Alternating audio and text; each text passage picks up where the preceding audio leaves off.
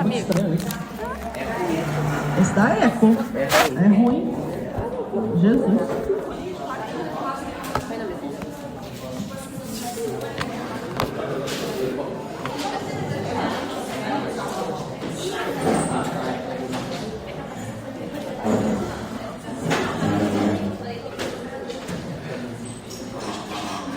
Numa cadeirinha hoje, escolinha.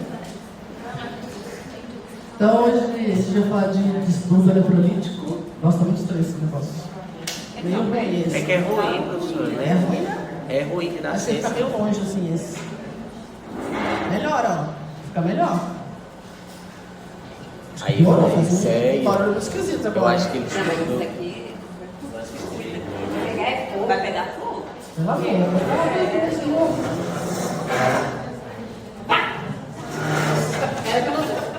não me matem, que essa aula não é fácil. Então, se eu já ir muito rápido, vocês vão falando. A gente vai começar falando de sódio e potássio, que são os dois mais importantes. Depois a gente vai falar da gangue que acompanha, que é o cálcio, o magnésio e o fósforo.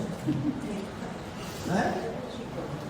O mais importante, sempre que eu lido com o distúrbio, é que ele é uma consequência de alguma coisa.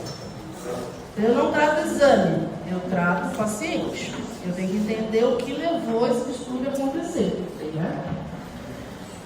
Sempre tem que identificar a causa. Cuidado com várias inespecíficas. Né? Então, muitos inicialmente nos quadros mais leves são bem inespecíficos. E o mais importante é que sempre tem que reavaliar. Não adianta eu só tratar e não olhar de novo, porque senão muitas vezes eu tenho que reavaliar várias vezes até atingir a minha meta. Eu acho o sódio o mais difícil, tá? Para a gente conseguir entender e identificar, entender a reposição de sódio. E se eu não sei fazer isso aqui, eu mato meu paciente. Infelizmente. Se eu repor sódio muito rápido, ou se eu baixar sódio muito rápido, eu frito o cérebro. E aí não tem mais o que fazer. São lesões que não tem como a gente reverter. Então a gente precisa saber o que está fazendo. Porque daqui a pouquinho vocês vão estar com o CRM na mão. E vocês são responsáveis por todas as decisões que vocês tomam. Então a gente precisa entender que para a gente saber tratar, a gente sabe o que está fazendo. Né? Então, distúrbios de sódio são sempre distúrbios de água. Tá? O sódio acompanha a volemia. Então, eu só vou entender se o distúrbio está acontecendo se eu entender o status volêmico do meu paciente. Se eu não entender isso, eu vou fazer besteira. Tá? E outra coisa importante é a velocidade de instalação do distúrbio de sódio. Então, quanto mais rápido ele se instala, mais lesão você vai ter. O cérebro, o sódio, ele tem uma tendência a alterações neurológicas. Por quê? Porque o sódio é responsável pela osmolaridade, lembra? Então, distúrbios de sódio muito rápido alteram a osmolaridade. E aí vão dar alterações neurológicas agudas. Tá? Se for muito rápido o distúrbio, eu vou gerar um edema cerebral. Então, meu cérebro vai ficar muito inchado. Então, provavelmente eu vou ter o quê?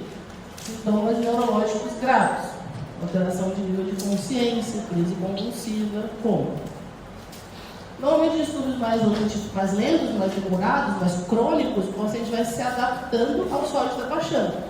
Então, ele pode estar consciente com sódio baixo. Isso me fala pensar que esse distúrbio é mais crônico. Se aconteceu de uma vez, grande chance de ele estar rebaixado. Tá? O problema é quando eu corrijo demais, muito rápido, o que acontece? Eu tiro todo o líquido desse neurônio.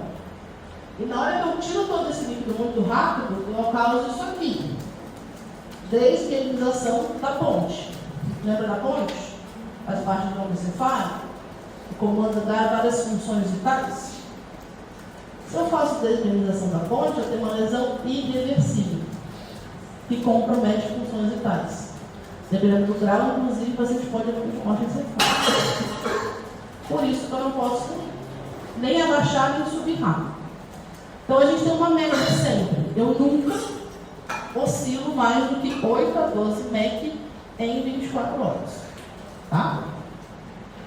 Então sempre que eu for repor, ou para cima ou para baixo, no máximo 8 a 12 MEC. Então todos os meus cálculos vão com base no 8 a 12 MEC em 24 horas. Tranquilo?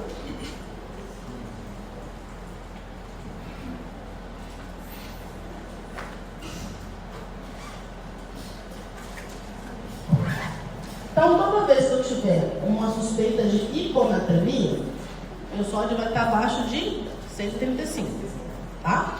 O sódio normal é 135 a 145, beleza? Então, sempre está abaixo de 135, eu tenho uma hiponatremia, tá? Primeira coisa que eu vou olhar é o que? Para mim é osmolaridade. Por quê? Se o sódio é componente da osmolaridade, se eu tenho um sódio baixo, minha osmolaridade tem que estar como? Baixa, não é? Então, se eu tenho uma situação que eu tenho um sódio baixo com uma osmolaridade maior que 300, não é hiponatremia. É pseudo-hiponatremia. São situações que mascaram o sódio. Uma delas é qual? Lembra quando a gente falou de cetoacidose e estado plasmolar? A gente tinha que corrigir o sódio para a glicemia? Uma das coisas é isso. Tá? Então, glicemias muito altas mascaram o sódio e você pode pensar no sódio que não é verdade. Tá bom? Então, para eu ter uma hiponatremia, eu tenho que ter uma osmolaridade baixa. Tá bom? E aí, se eu olhei para a minha osmolaridade está baixa, eu vou olhar para a minha volemia. Primeira coisa.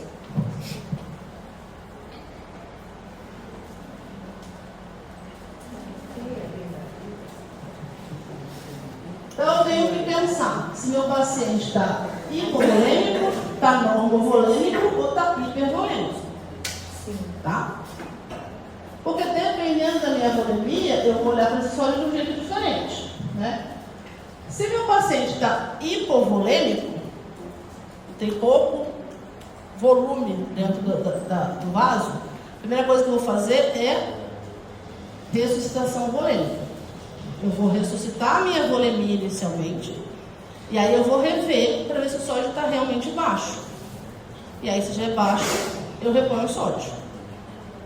Então, vamos supor, eu tenho um paciente que teve uma diarreia e vômito ferrada, desidratou e fez um sódio de 132, 131. Ah, eu tenho que repor o sódio. Não, você vai corrigir a volemia dele primeiro. Tá? Então, você vai ressuscitar volemicamente. Como? Solução cristalóide. Fisiológico 0,9%. Se depois que eu ressuscitei ele volemicamente, ele estiver com sódio baixo, aí a gente calcula a reposição do sódio. Tá? No paciente hipervolêmico, é o contrário. A primeira coisa que eu vou fazer é o quê? Tirar o excesso de líquido. Né? Por quê? Se eu posso estar alterando em relação à concentração total. Se eu tenho, por exemplo, meu sódio normal é 135. Se eu dobro a minha volemia, esse sódio vai ficar diluído. Então eu posso ter uma falsa hiponatremia. Na hora que eu normalizo a volemia, o sódio volta ao normal. Entendeu? Que situações que acontece isso? Aí eu tenho um paciente que tem uma insuficiência cardíaca, infração de pressão reduzida, está com uma sede descompensada, está congesto, está hipervolêmico. Ele vai vir com sódio às vezes 128. Vou corrigir esse sódio inicialmente? Não, ele vai corrigir a volemia. Tá? Só cuidado que nem sempre o paciente em anasarca está hipervolêmico.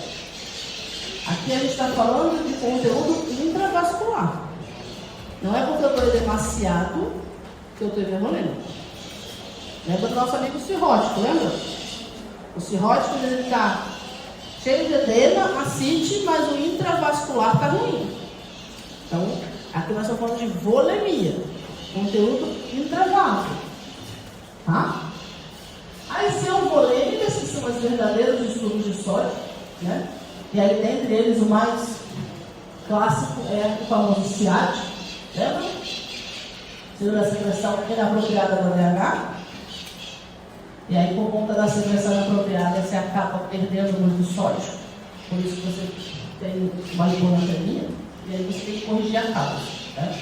O SEAD pode ser central, sistema nervoso central ou nefrogênio. Lembra? Sim? Não? Talvez? Só quando eu falei? E tem uma situação que, essa daqui, que independente da minha causa e da minha volemia, meu paciente tem alteração neurológica grave. Aí esse caso é o único que eu vou repor rápido, independente da minha volemia. Nós vamos chegar lá, tá bom? Então a única situação que eu vou repor o sódio, independente da volemia, é quando eu tiver alteração neurológica grave. Por quê? Por que a gente repõe devagar? Para proteger o cérebro. Se eu tenho uma alteração neurológica grave, meu cérebro já está sofrendo. Então não tenho o que eu proteger. Então eu tenho que repor rápido. Tranquilo? Além disso, tem uma outra coisa que ajuda no diagnóstico diferencial, né, da causa que a gente está fazendo a gente perder o sódio, que é a dosagem do sódio urinário. Tá? Então, se eu dosar o sódio urinário, eu consigo saber se a causa é por hipovolemia, perdas extra-renais, ou perda renal de sódio. Né? Então, se eu tiver uma situação que o rim está perdendo muito sódio, e a minha hiponatremia por isso, eu vou ter um aumento do sódio urinário. Né? Se a minha perda está extra-renal, meu sódio urinário vai para baixo. Não é isso? Então, o sódio urinário ajuda a gente nesse sentido. Pode usar sódio urinário para todo mundo? Não. Na urgência? Provavelmente não. Mas entra no diagnóstico diferencial. Se a gente pacientes estão em sistema de UTI, monitorizados, começa a fazer o distúrbio de sódio que a gente não tem certeza de onde está vindo, a gente dosa o sódio urinário e a gente consegue diferenciar. Tá? Na sala vermelha é mais difícil. No sódio urinário eu vou dar uma cacetada no seu. Agora vamos complicar. Como é que eu reponho o sódio?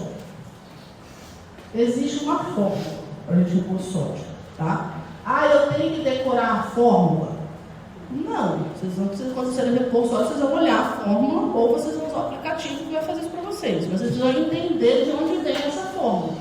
Né? E o que a gente considera para repor o sódio?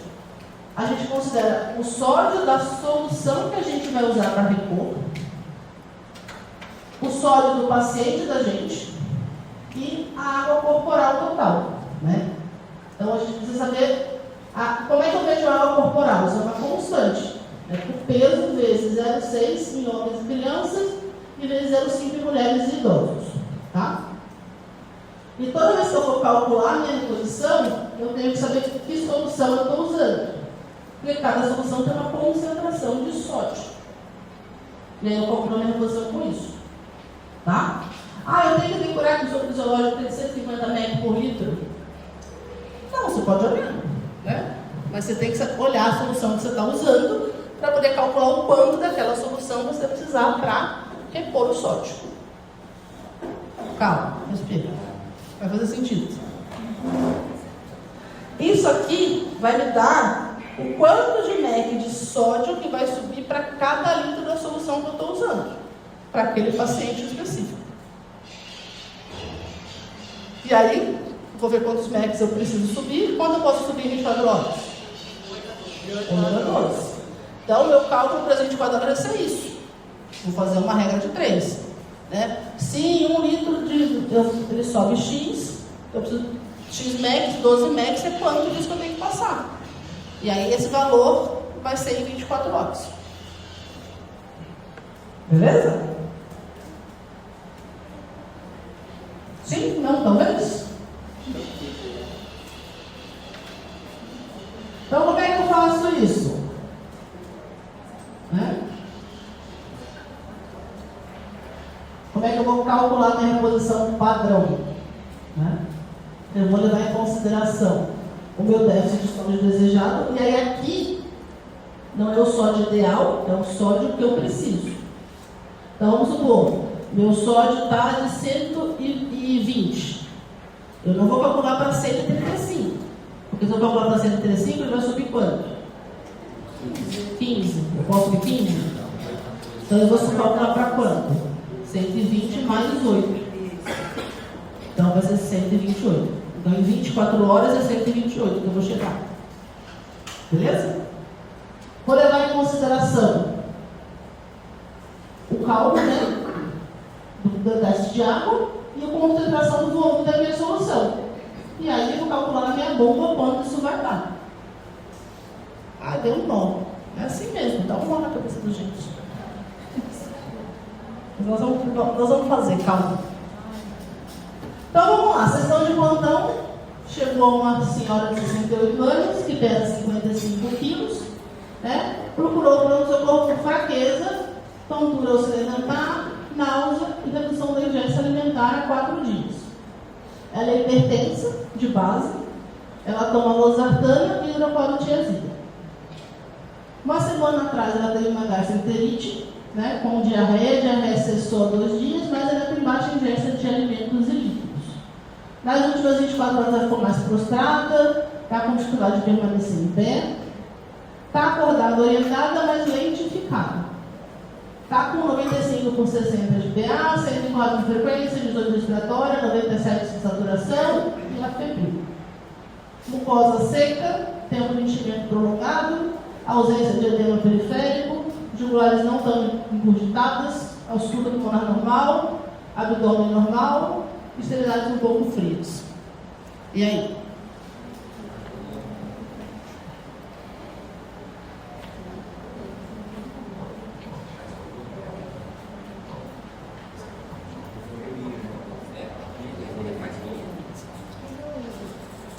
O que Nossa Senhorinha tem?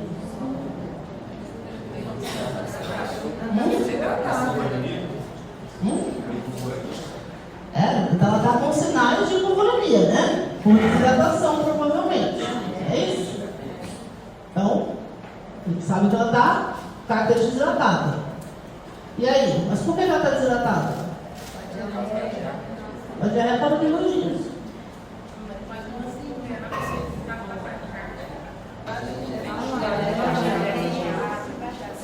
Ela manteve baixa ingestão de líquido de assento. E aí? O que mais eu tenho que pensar? Então, se a pessoa só teve baixa de ingesta, eu dou um soro caseiro para ela em casa. É isso?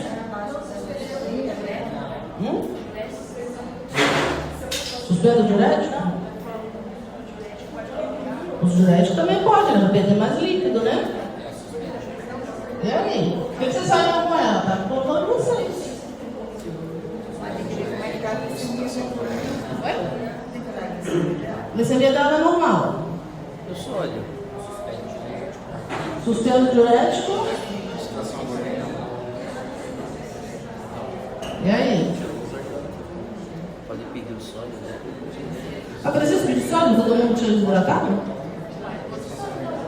Pra ver a meta. Vai fazer a força. Não, você precisa pedir sódio todo paciente cheio desidratado no pronto-socorro? Não, mas Não? tá impotente, tá taquicárdica. Tá com quantos PM? Deixa eu fazer a conta aqui, professor. 120 mais quanto? 95. 71,6. E aí, o que acontece? Não, acima de 65. E aí?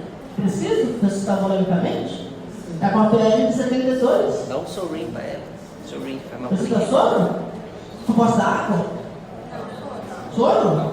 Sorrinho. Ah, é rosinha, ruim de veia, né? Ah, ela tá até na perna.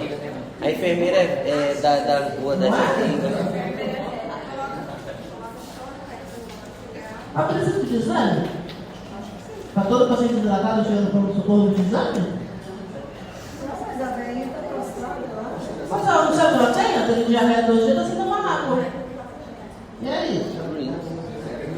Dá pra sorrir. Por que eu preciso de eletrólise aqui? O que me faz pensar que essa paciente eu preciso investigar? Enchimento capilar discretamente prolongado.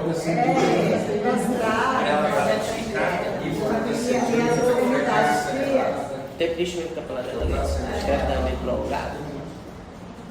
E aí? A sensibilidade assim, não foi bravo comigo, filho. Dá um copo de água pra velha e manda ela ir pra casa pra ela.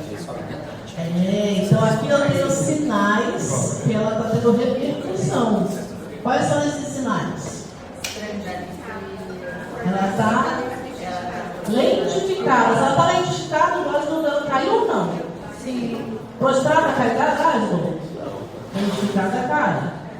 Né? Então, ela perde ponto no básico. Além disso, ela tem o quê? Dificuldade de permanecer em pé. Então, ela levanta, ela não consegue. Isso é sinal direto de quê? Hipotensão postural. Não é? Ela está com 72 de média. E ela tem um outro detalhe importante, que ela está com técnico prolongado. Né? Tem um enchimento prolongado, faz a gente pensar em má perfusão. Não é isso?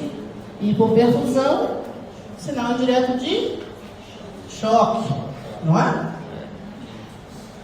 Então, essa paciente está com sinais de má perfusão.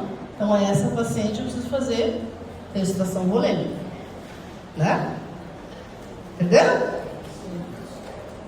E aí, além da ressuscitação volêmica, por que eu tenho que investigar? O que está levando ela a, mesmo depois de ter cessado o quadro que iniciou, ela está persistindo com sintomas? O que eu tenho que pensar aqui? Além de sódio, vocês falaram de sódio.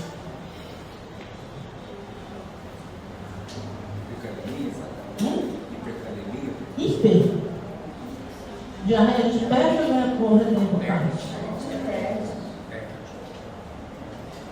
O que mais tem que pensar aqui?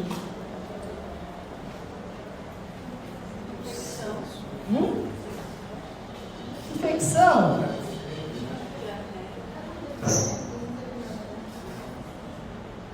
O que uma pessoa de um pouquinho mais de idade, que não está conseguindo se alimentar e beber água, que teve um quadro de diarreia agudo, provavelmente desidratou, e seguiu usando IECA ou BRA mais diurético, pode ter?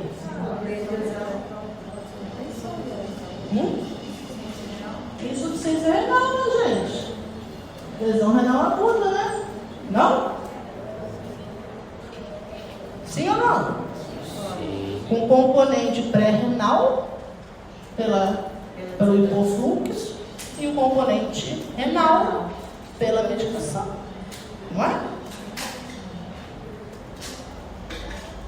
Aí vocês pediram exame e veio aqui.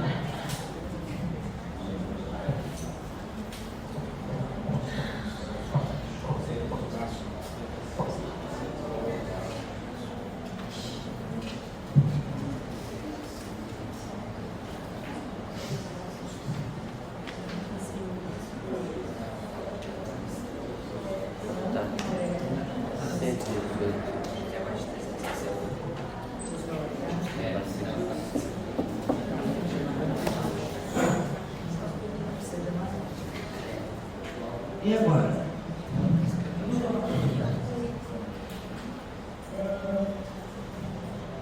Outra vez então nessa foto. Outra vez causando no lado.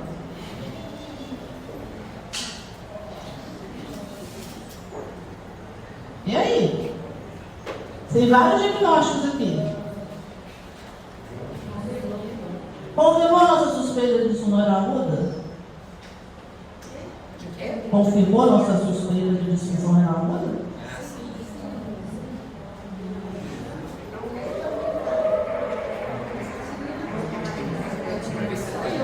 Nós sabemos a de base, né? Mas independente da creatina sem o saber de base, ela está acima do normal, né? E a gente tem uma ureia aumentada. Então, normalmente, na desidratação aguda, a gente inicialmente aumenta a ureia, né? Além disso, ela tem um potássio baixo, compatível com o que a gente tinha pensado, né? Porque teve uma diarreia, perde potássio. E a gente tem um sódio baixo, né? 118. Um sódio baixo sintomático, né? Ela está lentificado. E por que esse sódio está baixo?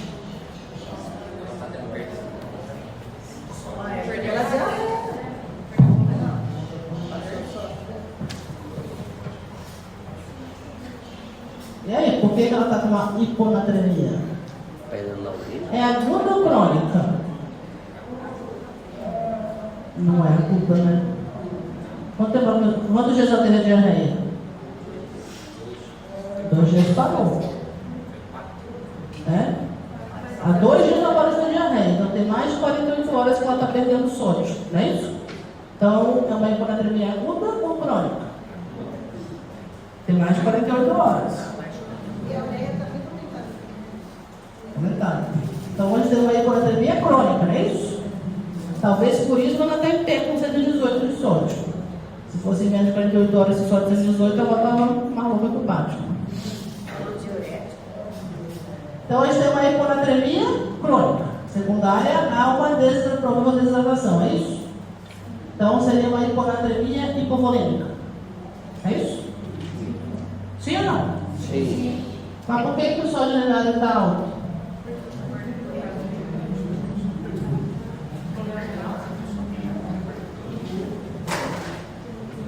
E aí?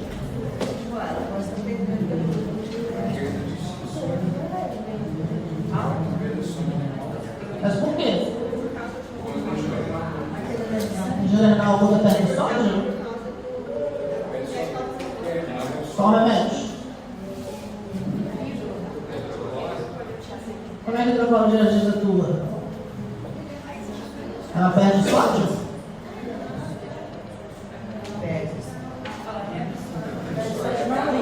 Vocês já tiveram, né? Antipertensivos na farmácia. Ela estava comendo bolo essa aula. Estava comendo bolo na apresentação na aula? Como é que o hidrocloro faz você eliminar água? Se ele reabsorve sódio, então você não perde sódio, perde? E agora? Ixi. E aí? Se eu reabsorvo sódio e perco água, era porque o meu sódio na urina está baixo, então, e não alto. E agora? Agora tem que estudar bem mesmo. Tá ligado com os 220. E aí, como é que o hidrocloro atua? Ela excreta o sódio. Ela excreta ou retém sódio? Eu vou ficar confuso. Ela elimina sódio, né? Sódio e água, por isso que o meu sódio aumenta. Então aqui eu tenho 2 componentes da minha hiponatremia, não é? Tem um componente hipovolêmico por causa da desidratação e eu tenho um componente de perda, né, direta. E aí como é que eu trato essa hiponatremia? Primeira coisa, eu suspendo o diurético, né? Que aí não adianta você deixar com o diurético, não adianta. Além disso, começa já a repor? Não, primeiro eu tenho que fazer ressuscitação volêmica. Então eu vou primeiro ressuscitar volemicamente, depois eu vou calcular meu déficit e aí repor o sódio. Entenderam? Então, não é porque eu sou sódio de 118 que eu vou sair angustiada querendo repor sódio de todo mundo. Eu tenho que entender a causa. E além disso, eu também tenho que suspender o meu. Já suspendi, né? E o outro remédio, eu deixo ou não? Suspendo ou não?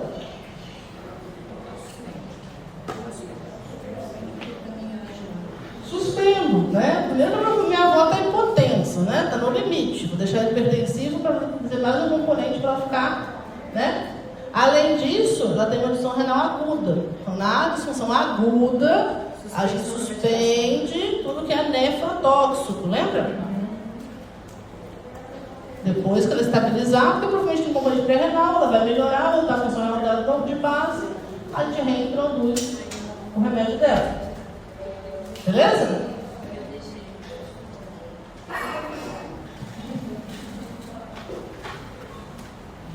Então, como é que eu vou calcular a minha reposição? Né? Depois que eu ressuscitei a minha volemia, eu vou calcular. Né? Qual a melhor mulher? 0,5 que é aquela constante para mulheres e idosos, vezes o peso, vezes o meu déficit de sódio. Se o meu sódio inicial é 118, eu vou somar quanto a 118? De 8 a 12. Né? E aí o meu cálculo que eu vou ter, a quantidade de R que eu vou precisar, com solução, vai ser esse valor. Né?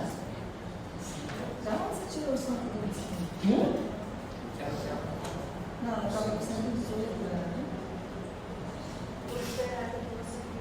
Hã? Não, 125 é da solução. E aí? Está perguntando 125 é o sódio da solução, Ah, o sódio da é o pessoa. sódio que tem na solução por cristalóide, né? Aí, do soro fisiológico. Do soro fisiológico. Quanto tem no soro fisiológico? Não sei. É 125? Senão a minha explicação não serve para nada. Não passa nada. 154, falei besteira. É, sódio da solução. Só que foi o cálculo que ele botou. Ele quer chegar em 125 no dele. Ah, é porque eu ia somar o 118 ali, tá? Mais 12.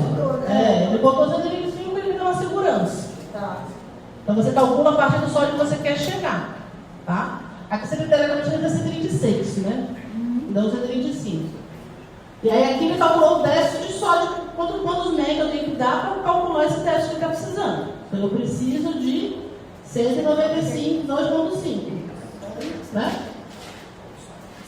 Se eu for repor com o soro fisiológico, no soro fisiológico eu tenho 154. Né? Então a minha reposição, o volume vai ser esse. Né? Como é que eu cheguei nesse volume? Regrinha de 3, isso mesmo. 1 litro eu tenho 154, X eu vou ter 192,5, que vai ser 1,25 litros. Né? E aí eu vou calcular isso para 24 horas. Como é que eu calculo para 24 horas? A minha bomba é em ml hora. 1 litro tem 1000 ml. Então, 125 fica 1225. Né? 24 dividido por 24 horas. Né? Então vai dar 52 ml hora, que vai ser a quantidade que vai estar na minha bomba de infusão. Tá? E eu vou deixar correr por 24 horas. É isso? Não! Eu vou começar a minha infusão e aí em 4 horas eu vou dosar meu sódio. Por quê? Isso é um cálculo. Cada corpo funciona de um jeito. Tem gente que responde muito rápido, tem gente que muito devagar. Então, em 4 horas eu vou dosar meu sódio. Se eu estiver mantendo o padrão que eu quero, beleza. Se meu sódio subiu muito rápido, eu vou diminuir a minha bomba de infusão. Se meu sódio não subiu nada, eu vou aumentar a minha bomba de infusão. Tá? Beleza? Então, a cada 4 horas você dá? Cada 4 horas. E aí? Vamos lá. Professora, como que eu chego naquele número 125? Qual? Esse déficit... Esse aqui que eu quero escolher. É o sódio que ele quer chegar. Era para ser 126. Você soma em 118, 8. Lembra que é 8 a 12? Então, se eu tenho o meu sódio a 118, eu subo o valor que eu quero. Né? Eu não vou calcular para 135, porque senão eu vou subir muito. Não é isso? Tá? Pode usar a média 10? Pode. Normalmente, sódios muito baixos, em pacientes de idoso, que eles têm mais sensibilidade, a gente começa com 8. Paciente mais jovem, de 10 até 12, a gente pode chegar.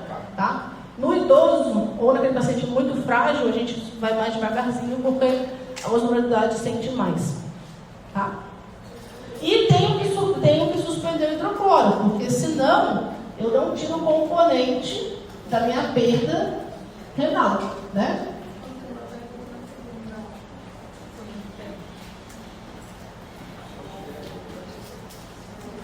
Se eu repor o meu sódio sem suspender a hidroclorotiazida, eu posso entrar no risco de entrar com um ciático, consequência disso. Tá?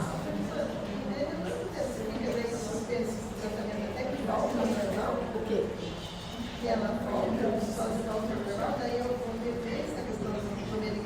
Da volta do medicamento, depois que você corrigiu a causa. Então, vamos supor, o certo é todo paciente que faz uma desidratação agora tem que suspender diurético, senão não tem sentido, né? Depois que ele reidratou, normalizou, você vai reintroduzir medicação. Talvez, dependendo do paciente, você tenha algumas escolhas melhores para a medicação do que manter hidrocloro.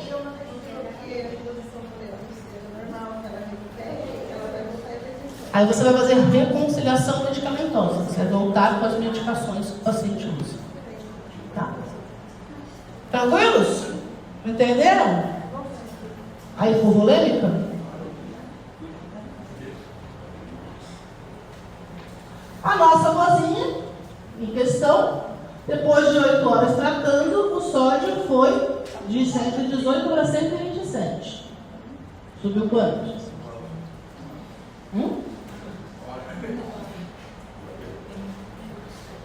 Em 8 horas. Eu posso subir 8 em 24. Então ela subiu um pouco rápido, não foi? Além disso, ela começou a ter uma diurese muito grande. 400, 500 ml. E agora, o que vocês vão fazer? Essa tem alternativa.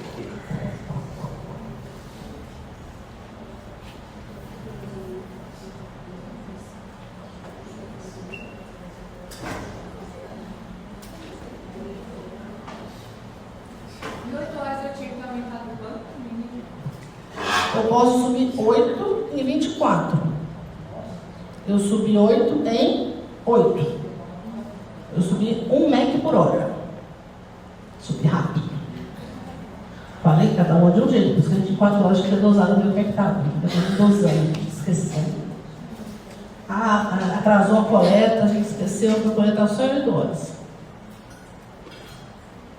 Vamos voltar até bem suíto. Qual é o risco de eu subir muito rápido? Organíssimo! Ah, não, pode. Você não. Boa tarde.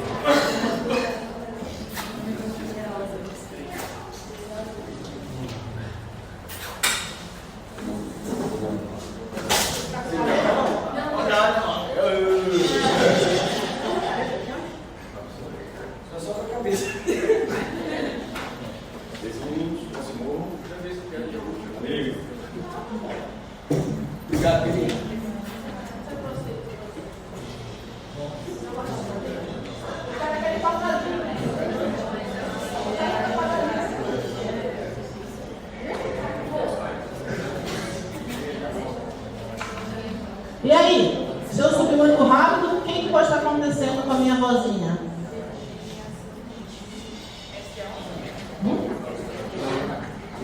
STO? Ah! E aí? E o que eu faço?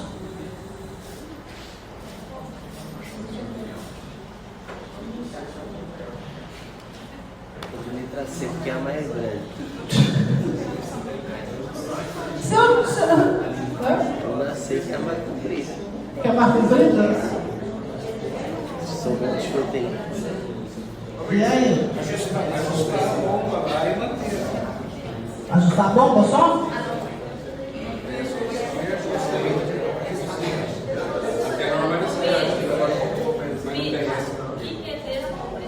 Ah, o que é desmambricina? É um análogo do? É um primo da vasopressina. É, primo. Ele é exatamente, o LDH. O que ele vai fazer? Ah, ele não vai deixar você dando xixi. E aí?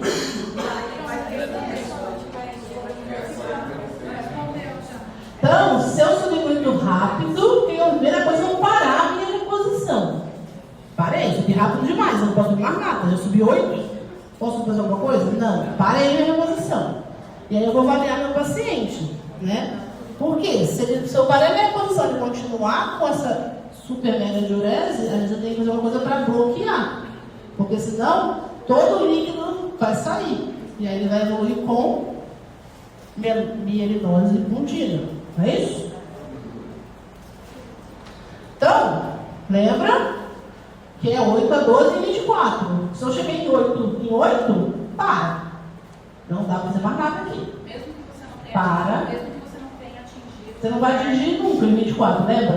Não, eu estou dizendo, mesmo que você não atinja de 35 a faixa de. Você não vai atingir, porque se eu estava sendo 18, eu não vou chegar em 35 em 24 horas mesmo, nem posso.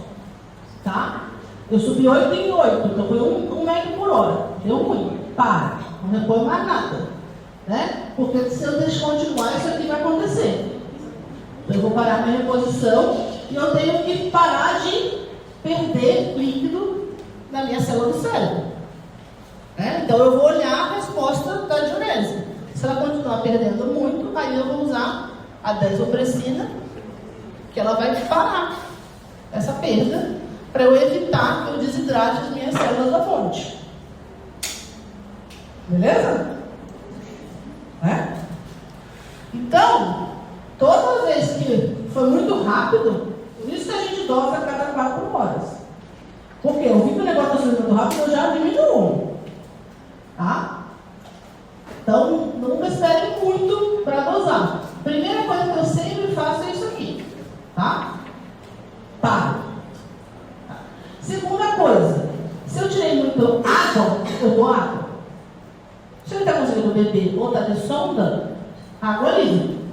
Água na sonda, água por boca. Se não, solução glicosada. Por quê? Solução glicosada não tem sódio.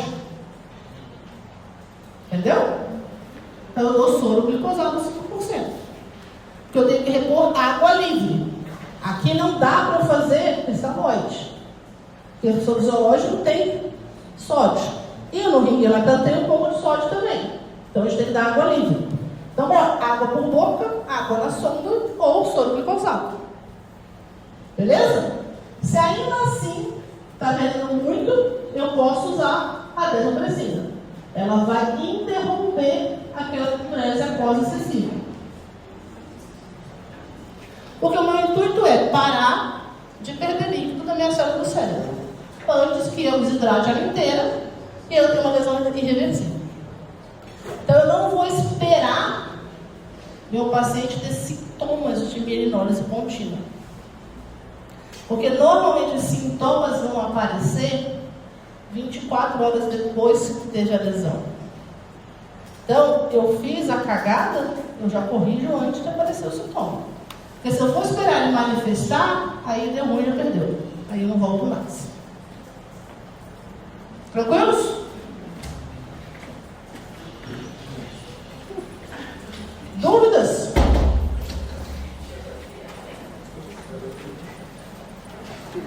Então vamos lá. Vocês agora estão com um homem de 62 anos que pesa 70 quilos. Está com náusea, cefaleia, fraqueza, dificuldade de concentração, tem 3 dias.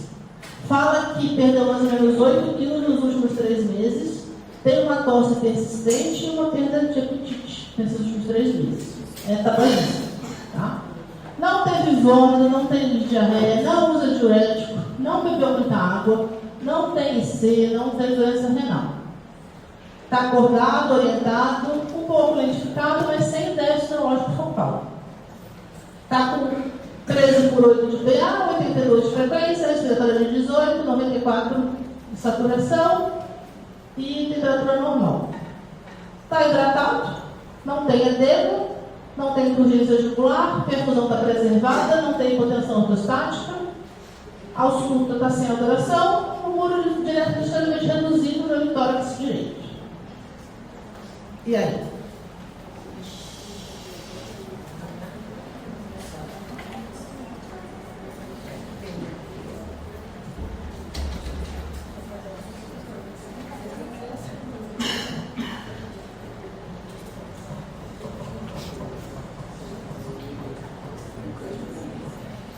E agora, José?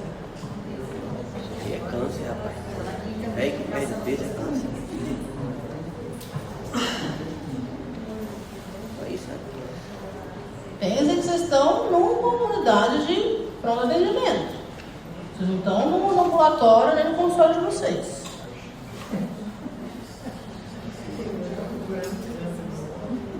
E aí? O que eu faço com os pacientes? Cartinha para o BES para investigar? Não, por quê? Não pode mandar para cartinha para o BES para investigar? Posso fazer o que eu quiser, é verdade. Ele tem algum sinal de instabilidade agudo? Não. Tem? Algo que faz me preocupar? Mas não é agudo, né? Já faz 3 meses que ele perdeu 8 quilos.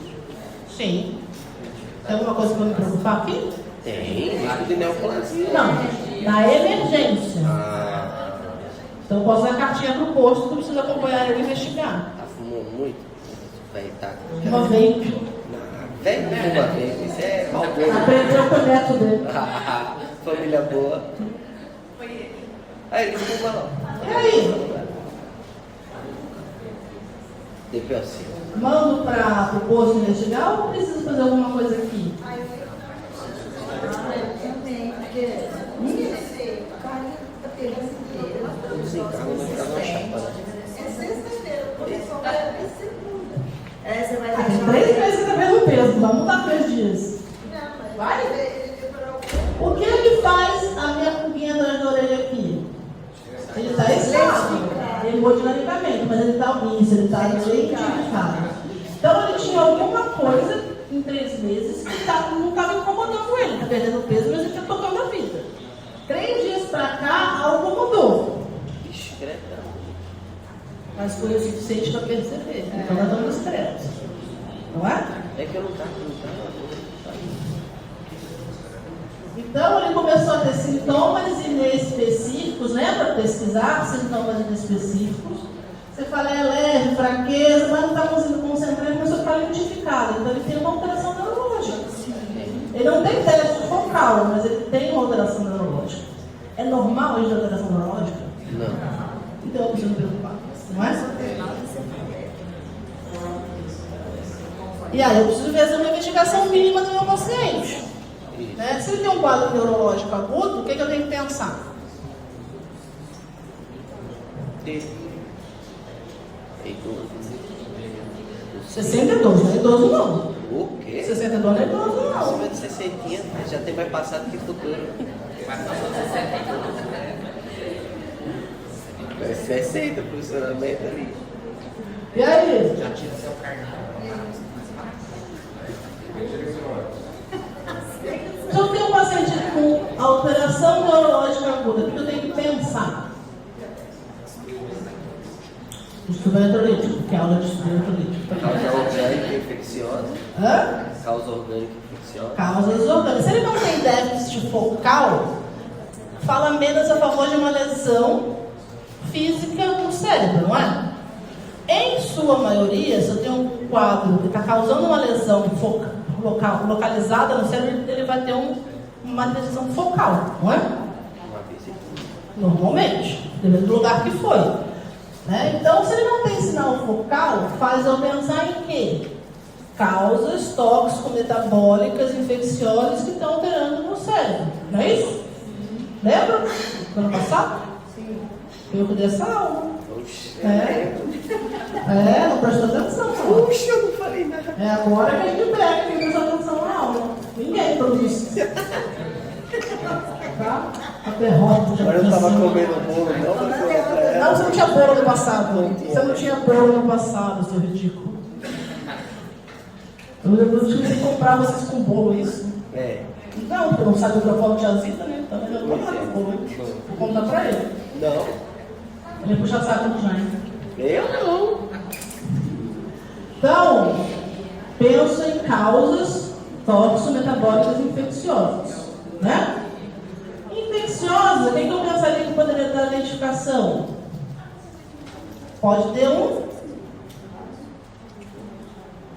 Deixa Tínhamos essa aula faz pouco tempo, inclusive. Hipoglicemia. Ainda é diabetes. Um delírio hipoativo. Pode ser? É? Causas metabólicas, tudo de glicemia, alteração de sódio, né? Tóxicos, não sei se ele toma alguma medicação que possa rebaixar, pode ter feito uma disfunção renal, não parece que ele está hidratado, não tem uma queixa relacionada, então a gente precisa de exames de investigação. E aí temos isso aqui.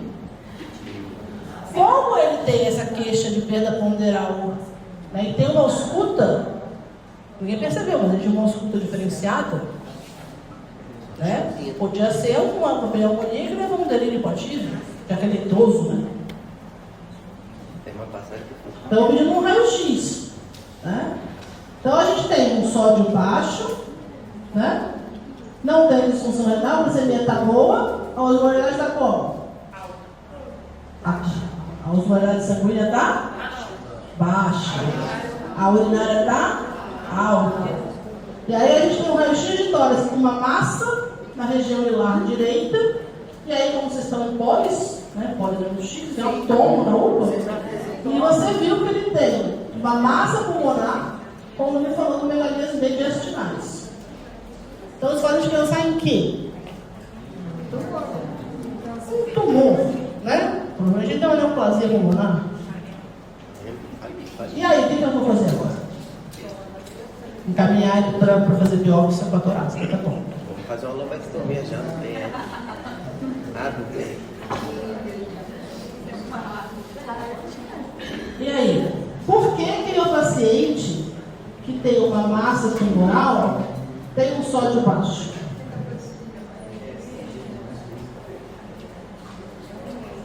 Se alguma emergência não plástica que a senhora deu no mês passado. Né? Podia, né? E aí?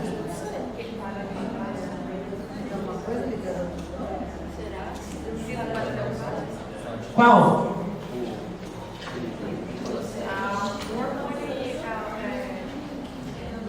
Tem um tumor específico do pulmão, que é um tumor ruim, de passagem, que é um carcinoma de pequenas células, que ele dá uma síndrome paraneoplásica, que leva a uma alteração que pode levar a um distúrbio de sódio com aumento do sódio urinário.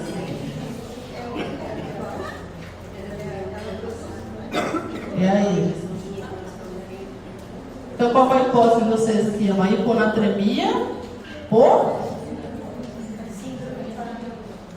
Mas é de qual tipo? Hipovolêmica, euvolêmica ou hipervolêmica? Euvolêmica. Aguda ou crônica? Crônica. Qual foi a principal síndrome que pensar aqui? Principal síndrome que está causando a minha hiponatremia. Pesquisei muito, já tem. Aqui provavelmente está fazendo um CIAD para neoplásica por conta de uma neoplasia que deve ser um tumor de pequenas células. Por que eu tenho que pensar nisso? Porque senão o que eu vou fazer com esse sódio agora? Vou repor? Não, mas está 122. E aí? Repõe ou não repõe o sódio?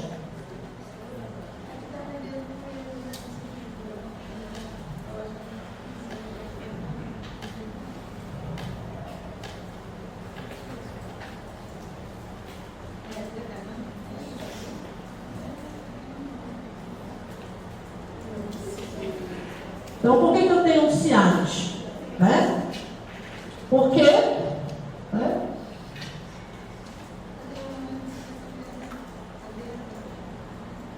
Se eu tenho uma hiponatremia, normalmente meu organismo reduz a DH e aí minha urina, né, fica diluída.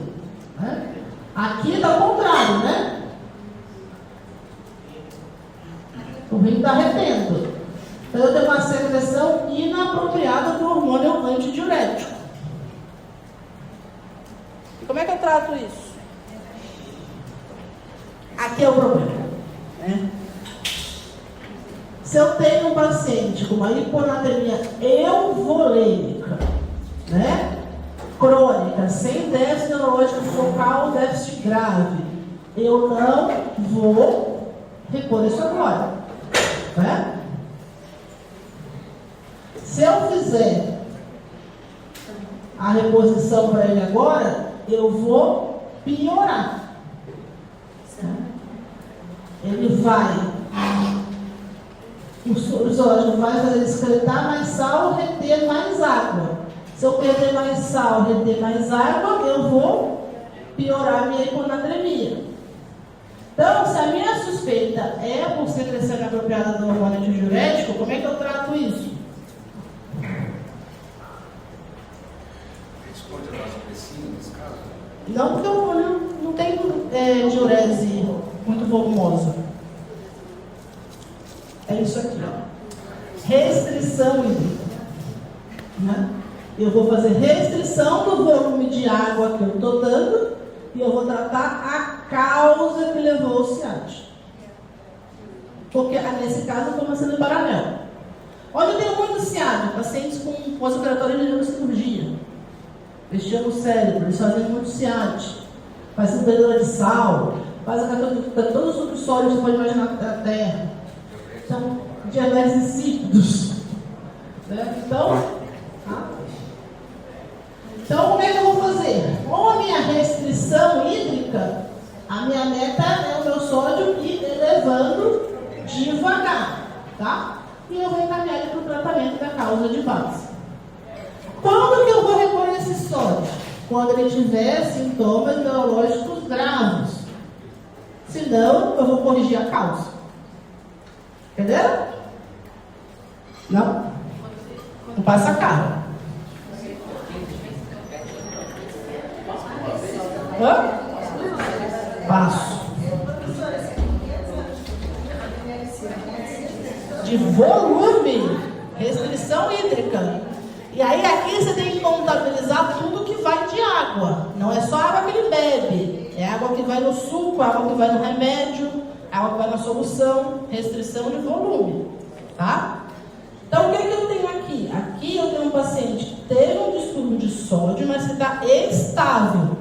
Não tem um quadro neurológico grave agudo.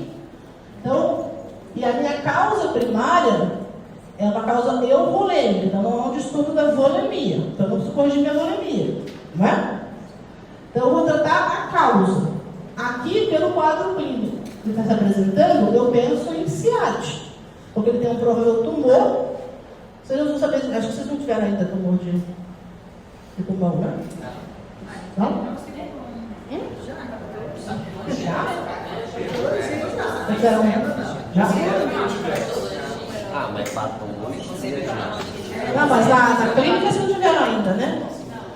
Então, tem alguns tumores que são de algum síndrome de Paranel, tá? Um desses tumores que é bastante da síndrome de Paranel é o pequenas células de pulmão, tá? É um tumorzinho bem chato. E dentro desse Paranel deles, ele faz secreção apropriada do hormônio antidiurético. Então, é muito comum os pacientes virem com sódio baixo. O erro é eu pensar que esse paciente aqui eu tenho que repor. Porque se eu der volume ou repor rápido desse sódio, eu vou piorar o CIAD dele, porque ele responde erradamente ao ADH. Então, se eu der mais água, ele vai reter mais ainda. Então, o que eu tenho que fazer? Restringir água. Porque lembra que o ADH dele está funcionando ao contrário?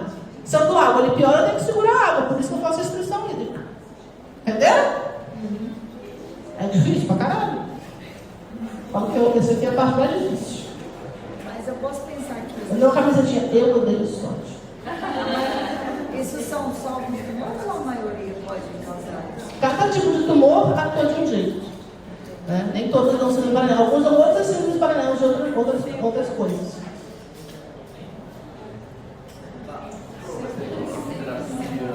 Aí você vai para tratamento específico. Aí quando estou tratando o tumor, ele responde no meu Paranel.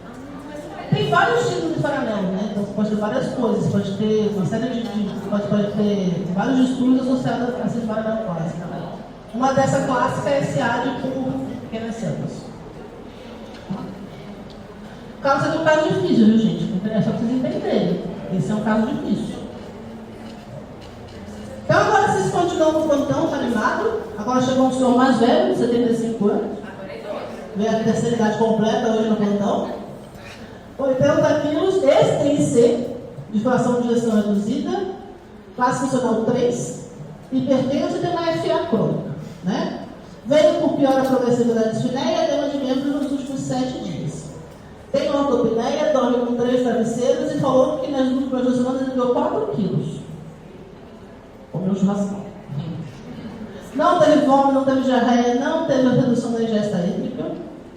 Tomou certinho os seus remédios, carvedilol, enalapril, espiro e furosemida. Tá, estado geral regular, consciente orientado, pressão estável, frequência de 92, respiratório de 24, saturando 93 em ar. Tá febril com uma urgência jugular a 45 graus. Tá com um estendor gravitante bipasal.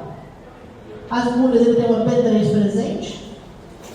Né? Tem um abdômen discretamente globoso, não tem sinal de irritação. E tem edema 3 cruz em 4 até o joelho nos membros inferiores.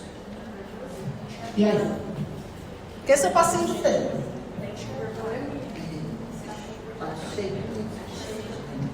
Tá cheio de líquido. Né? Mas está no infra ou está no extravascular?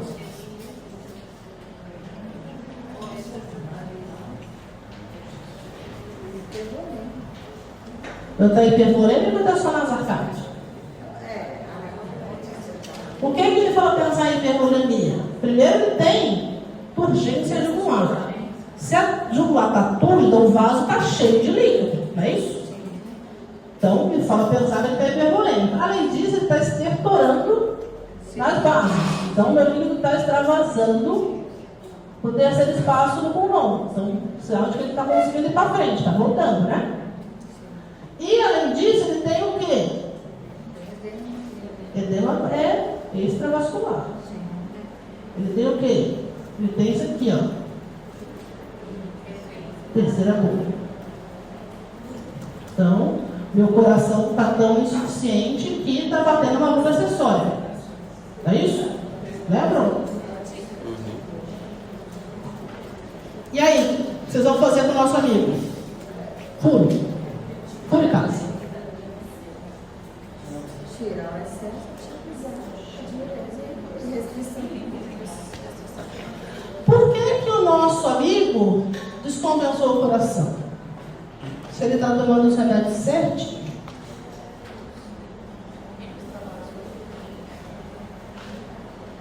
Deve ter bebido muita água,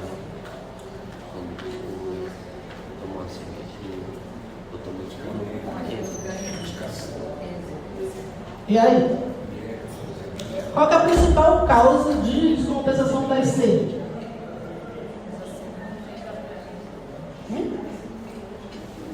Qual a principal causa da descompensação da IC aguda? Erro medicamentoso, tomou errado. Segunda principal causa, abuso alimentar. Comeu muito sal, tomou muita água, ainda mais por fazer a digestão reduzida, eles não toleram o volume. Aí, além disso, a gente tem que pensar em todas as outras coisas podem descompensar. Infeccioso, tóxico metabólico, o que mais? Isquemia, tudo isso pode levar a uma descompensação da IC, não? Então, tudo isso entra no meu diagnóstico diferencial. Toda vez que a minha vai ser descompensada, porque eu não sei a causa, eu tenho que pensar nisso tudo. Em cada vez que o paciente está anginando, né? Lembra que ele tem um coração insuficiente, ele não consegue perfundir a coronária, ele pode estar isquemiando. Na nossa investigação, a gente tem um sódio baixo, um potássio normal, uma creatinina um pouco alta, mas a ureia levemente alterada, glicemia normal, osmolaridade baixa sérica, osmolaridade urinária, sódio urinário está como? Baixo, né?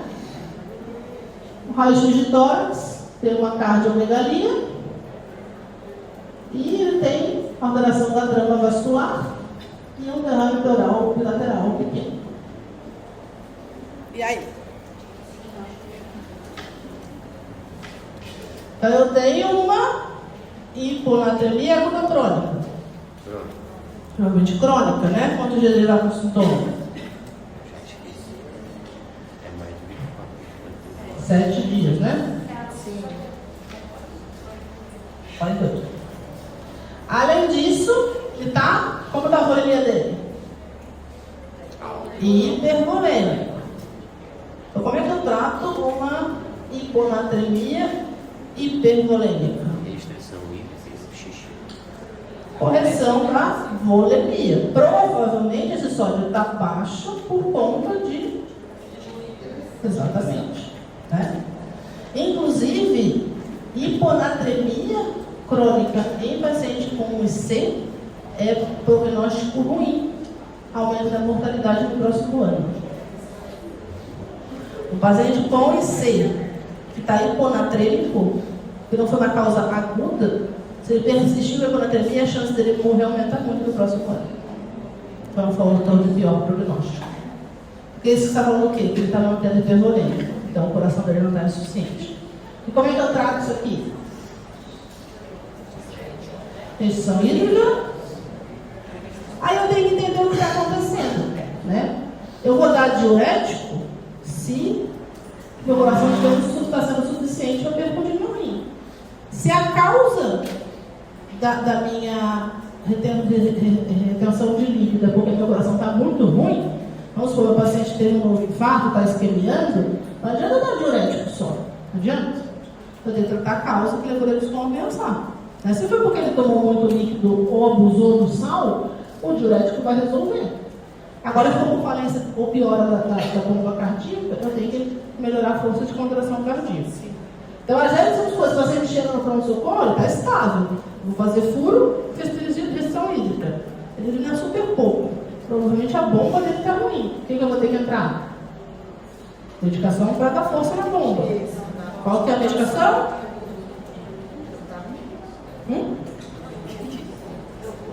Dobuta, né? Inotrópico. Se ele estiver infartado, tem que tratar o infarto. Então eu tenho que entender a causa. Aqui eu não vou repor sódio. Se eu repor sódio, o que vai acontecer? Se eu jogar sódio dentro do vaso dele, o que esse sódio vai fazer? Vai puxar mais? Então o que vai acontecer com o paciente? Vai afogar mais. Então nós vamos encharcar mais ele. Tá? Então a única situação no paciente hipervolêmico que eu vou repor sódio é só se ele tiver o quadro neurológico agudo. Senão não. Eu vou corrigir a hipervolemia. Tá?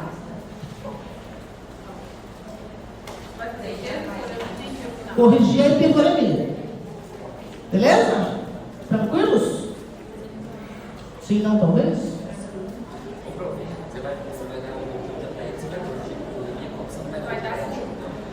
Eu vou dar diurético, mas vamos supor que eu tenho diurético e ele não urinou. Porque o coração não está tendo perfusão com esse rim. Então eu vou aumentar a força de contração cardíaca. Tá? Isso. E se ele tiver insuficiência renal? Não tem, a gente viu aqui, lembra? Não, mas vamos ver. Então, depende da insuficiência renal. Se for uma insuficiência renal pré-renal, porque não está a perfusão está ruim, na hora que eu melhorar a perfusão, ele responde diurético. Entendeu? E nesse caso é o potássio. Já acabou o sódio? Não. Se não acabar o sódio, vocês estão fodidos. Porque vai ter o potássio, o magnésio, o cálcio e o fósforo. Eu vou acabar o sódio no intervalo, fica tranquilo. Então vamos lá. Agora chegou uma moça de 45 anos que não é idosa. Não, Tá? tem 60. Eu tenho 46 anos, não é idosa. Não, a senhora está na flor da idade.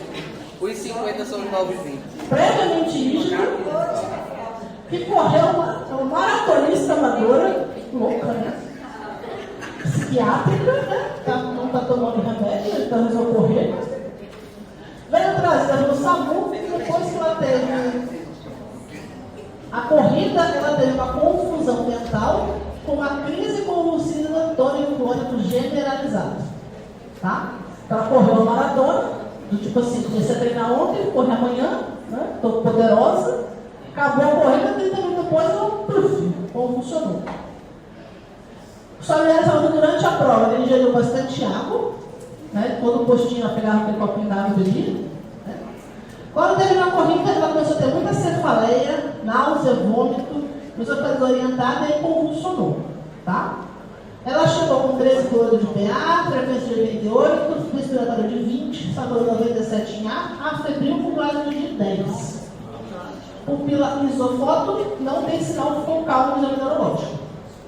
Glicemia de 104. Quando você está pegando o caso do salão, ela convulsionou de novo. E agora? Diazepam, isso mesmo. Acesso de diazepam. Você não tem acesso a qualquer medicação? Minebolona, isso mesmo. Primeira coisa é cortar a crise. Beleza, e agora? Solange tirou uma vez, né? Ela estava sem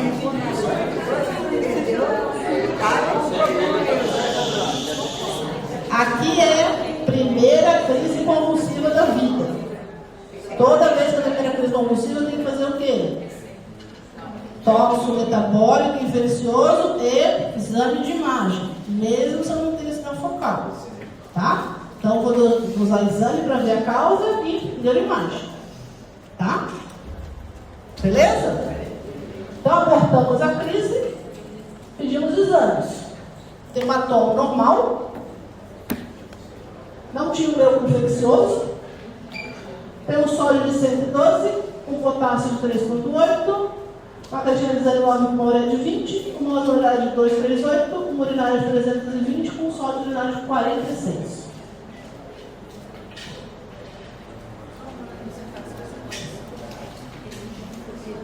Aqui eu tenho uma hiponatremia aguda, com sintoma neurológico grave.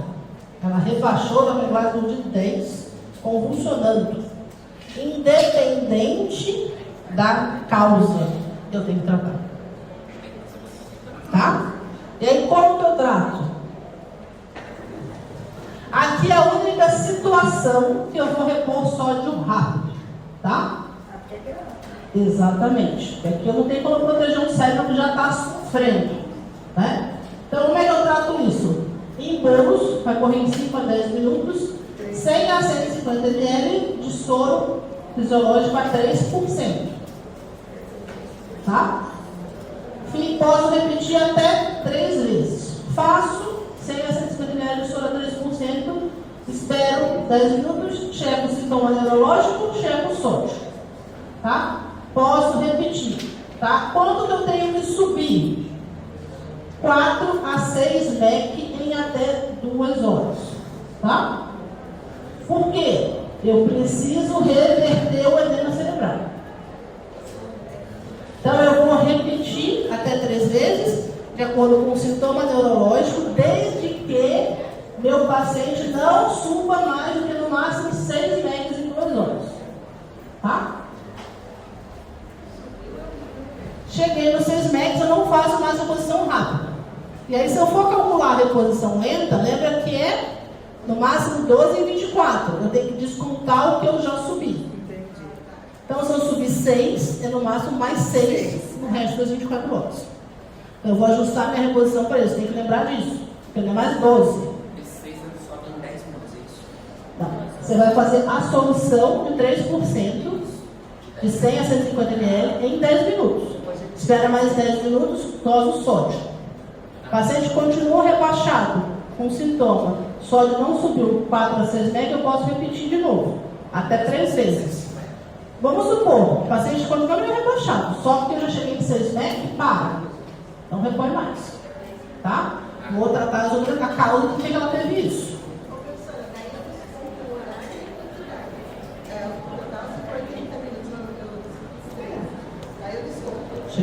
A quantidade é o mais importante. Beleza? Então, independente da causa, e normalmente é em quadro agudo, se eu tiver alteração neurológica, eu preciso repor rápido. Tá? Quais são as alterações neurológicas? Queda de mais de 2 pontos no plasma, crise convulsiva ou déficit neurológico focal. Lembrando que, se for a primeira crise ou foi um déficit focal, só o sódio não explica. Eu preciso de neuroimagem. Tá? Para ter certeza que aquilo não foi só o sódio mesmo ou não. Porque às vezes ele pode ter uma lesão cerebral fez um estudo de sódio junto. Tá? Tranquilos? Essa aqui é a mais fácil de todos. Aqui é só o fluxograma com tudo junto. Vocês ficarem felizes, só que eu sou pontuado. Então, o mais importante é velocidade é segurança. Nunca corrige rápido, tá? Se você fizer velocidade contínua, ferrou, não tem volta, tá? Sempre o ajuste vai levar em consideração a água corporal total. Então, essa é uma fórmula padrão, não é a gente que inventa. Algo realista. Então, eu não vou chegar no 135 de cara, eu vou só subir até no máximo 8 a 12.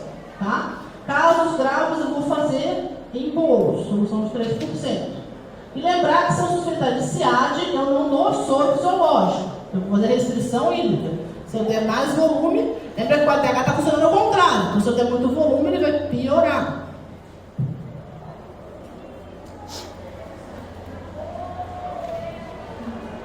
O sódio alto é o contrário. Né? Então, eu tenho o quê? Um sódio acima de 145. Está muito associado, principalmente com alguns remédios, tá? Pode acompanhar outras alterações eletrolíticas. Acontece bastante, principalmente paciente com hiperglicemia, porque eles acabam tendo diurese osmótica e aí o sódio fica concentrado, aí o sódio sobe, tá? Na fase poliúrica também, na necrose tumor aguda, então naquela fase inicial da necrose tumor aguda, da doença renal aguda, você perde muito xixi e também pode concentrar o sódio, tá? Quando você tem muitas perdas, tanto pela pele, tanto gastrointestinal, ou no diabetes insípidos, você perde muito volume. Então está mais associado às situações que eu perdi muito volume. Normalmente a principal queixa é sede. Porque ele perdeu volume, né, gente? Então vai ficar com muita sede. Fraqueza e alteração neurológica, né?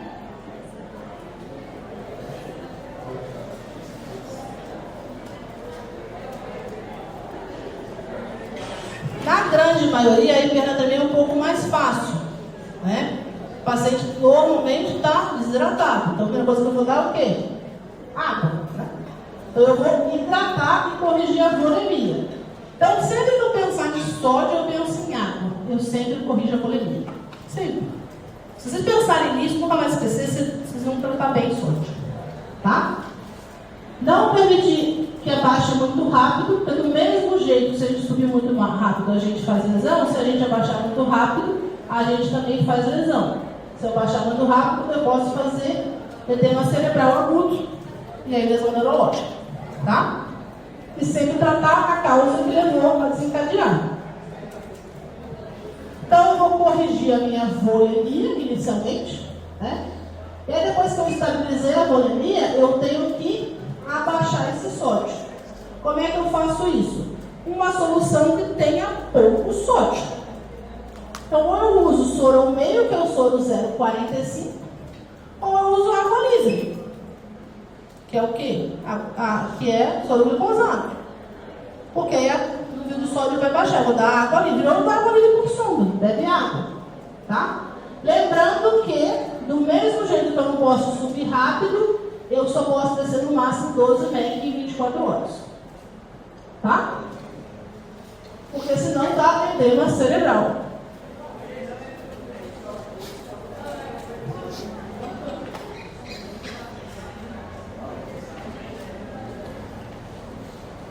Você também vai pesquisar, né, as causas associadas. Né? A grande maioria é por causas com, né, alteração com a volemia baixa, né?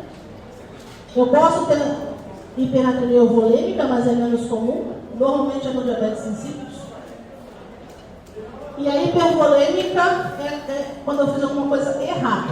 Né? Então, normalmente, se eu tenho uma hipernatremia hipervolêmica, é porque ou eu recuso errado, então eu dei muito sódio para o meu paciente, né? Ou situações que fazem ingerência excessiva de sal numa tentativa de suicídio, por exemplo.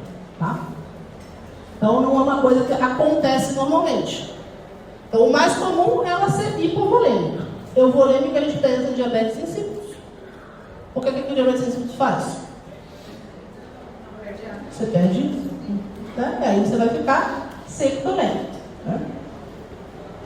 E o tratamento é mais simples. Eu vou fazer ressuscitação volêmica e corrigir o sódio, uma solução que tenha menos sódio do que o normal. Então, em vez de 0,9, eu uso 0,45, ou uso 0. E lembrando que eu não posso cair mais de 12 mg em 24 horas. Beleza?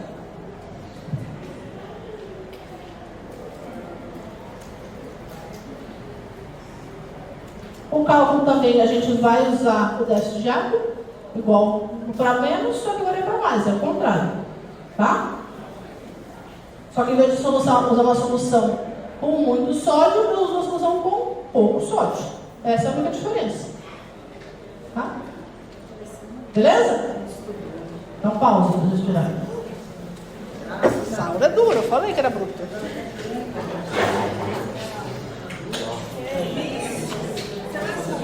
Oi?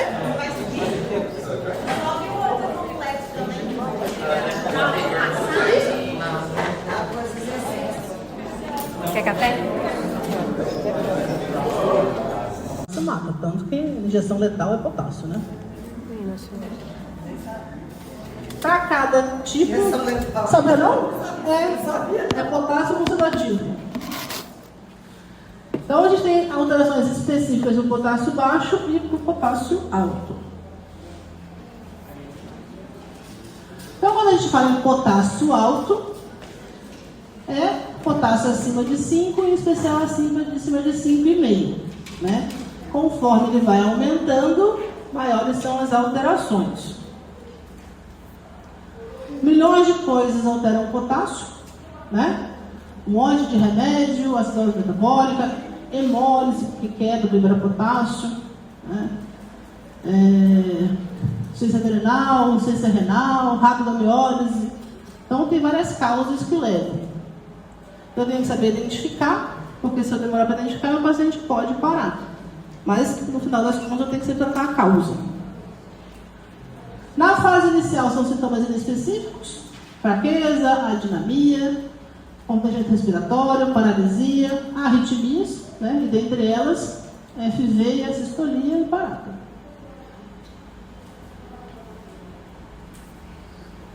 Então, quanto mais alto o potássio, maior o meu risco de arritmia. Normalmente, quando eu tenho um potássio entre 5,5 e 6,5, as primeiras alterações são relacionadas à repolarização. Repolarização a gente vai olhar para quem? Para a onda T. Né? Então, onde as alterações começam na onda T, que é a famosa onda T apiculada. Né? Apiculada em tenda. Né? Então, ela sobe e desce. Ela é simétrica. E o intervalo QT é curto. Tá? Acima de 6,5, eu já começo a comprometer a condução atrial e atrioventricular. Então, inicialmente, eu vou achatar a onda P, depois sumir, e eu vou alargar o espaço PR. Tá? Então, estava aqui, ó, tá vendo? Na hora que ela achata, o meu PR aumenta de tamanho, vocês viram? Vou alterar a condução atrial, porque eu achatei a onda P, e atrioventricular, o espaço PR. Até que ele vai alargar o QRS acima de 8. Na hora que ele alarga, ele faz um padrão tipo de sinusoidal. Então eu perco a morfologia daquele complexo bonito QRS e parece uma onda sinusoide, tá vendo? O QRS se funde com a onda T. Parece uma cobrinha. Daqui para frente, FV e a sistolia, tá? Beleza? Então, as alterações iniciais, quando eu tenho um potássio pouco alterado, eu vou olhar inicialmente para a onda T, que é a famosa onda T apiculada, tá? Depois eu vou olhar para a onda P, ela vai estar ou achatada ou ela vai sumir, e vou largar o PR. E aí depois eu vou alargar o QRS e ter um padrão sinusoidal. Tranquilo?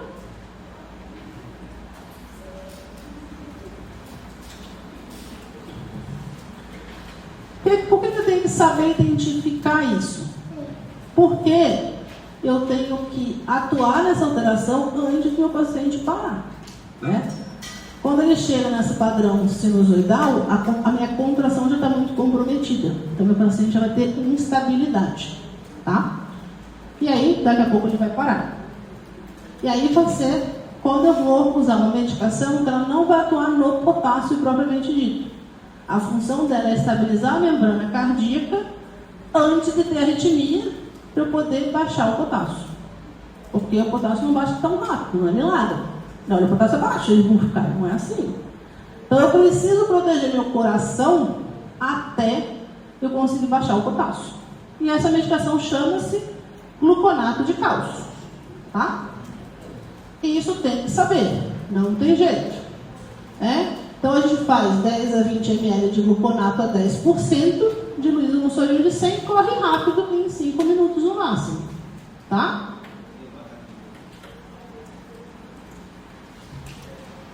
Isso aqui não vai baixar o potássio. Isso vai me dar tempo para eu entrar com as medidas para baixar o potássio. Então ele vai estabilizar a membrana cardíaca e aí vai evitar que evolua para uma arritmia maligna. Então o que vai acontecer? A hora que eu faço o gluconato, se eu tivesse nesse padrão, ele vai voltar para cá, tá? Então, sempre que eu fizer gluconato, eu tenho que depois fazer eletro, para ver se reverteu. É rápido, em 5 minutos. É rapidinho, tá?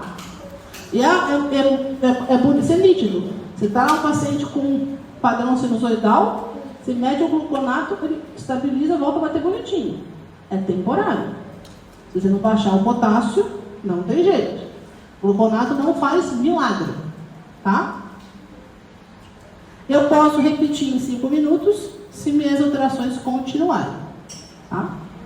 Então, o gluconato, a função dele é estabilizar a membrana e prevenir a arritmia maligna. Não é baixar potássio. Mas é o primeiro que eu faço quando eu tenho suspeita de hiperpotassemia com alteração na eletro. Então, eu tenho um paciente com uma história que me faz pensar em hiperpotassemia. Mas eu coletei o potássio, vai demorar para chegar, eu fiz um eletro, eu vi, identifiquei, eu estou autorizado a fazer o gluconato. Eu não espero chegar o meu potássio. Tá bom?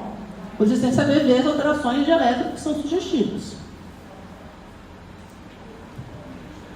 E como é que eu baixo potássio? Né? A gente tem as medidas a curto prazo e as medidas a médio prazo. Então eu tenho medidas que são rápidas, só que elas são temporárias. Então elas trocam o potássio do intravascular para o intracelular. Então elas diminuem o potássio para o intravascular. Só que ela é transitória, por um tempo. Ela não elimina. Só que ela é mais rápida. E eu tenho as medidas definitivas que vão jogar o meu potássio para fora do corpo. Beleza? E a gente demora um pouquinho mais. As que a gente faz de troca de curto prazo são 3. A primeira dela é glicoinsulina. Porque lembra que a insulina tira o potássio do intravascular e joga no intracelular? Lembra que a gente tem que olhar se o potássio antes da insulina nas acidosis? Por que a gente faz glicoinsulina, ou a famosa solução polarizada? Porque a maioria das pessoas tem glicemia normal. Se você está com a glicemia normal e te dou insulina, o que vai acontecer? Hipoglicemia. Por isso que eu faço glicoinsulina. Se não tiver hiperglicemia, eu não preciso fazer glicoinsulina, eu faço só insulina. Porque o que muda é a insulina. Entenderam? Tá? A insulina que troca. Beleza?